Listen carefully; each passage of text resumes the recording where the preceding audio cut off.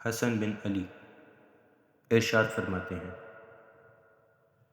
مرو شہر میں میرے ساتھ ایک مرد تھا اور ہمارے ہمراہ ایک واقفیتہ مذہب رکھنے والا آدمی بھی تھا۔ میں نے اس سے کہا، اللہ تعالیٰ سے خوف کھاؤ، میں بھی تیری مانند واقفیتہ المذہب تھا۔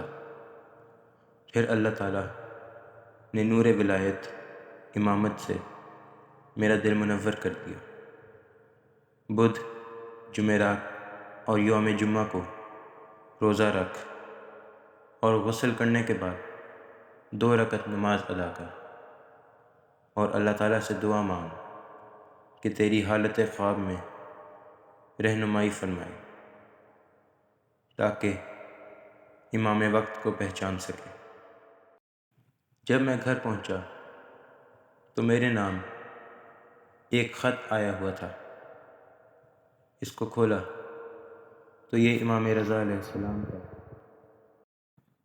کا تحریر نامہ تھا۔ میں نے اسے چوما، آنکھوں سے لگایا۔ اس میں تحریر تھا کہ اس آدمی کو ہماری امامت کی دعوت کریں۔ میں نے پڑھ کر خود امام علیہ السلام کے حکم کے مطابق اسی آدمی سے رابطہ کیا اور اسے کہا کہ اللہ سبحانہ کی حمد کرو اور اس ذات ابدی سے دعائیں طلب کرو کہ تیری رہنمائی ہو سکے۔ امام رضا علیہ السلام کے تحریر نامے کی بھی اور ساتھ ہی کہا کہ جس کام کے بارے میں نصیحت کی ہے کہ روزے اور دعا کے بارے میں فراموش نہ رہنا، ضرور انجام دینا۔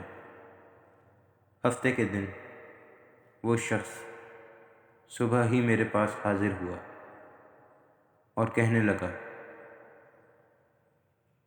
میں گواہی دیتا ہوں کہ وہ امام ہیں اور ان کی اطاعت واجب ہے۔ میں نے پوچھا، تمہاری یہ ہدایت کیسے ہوئی؟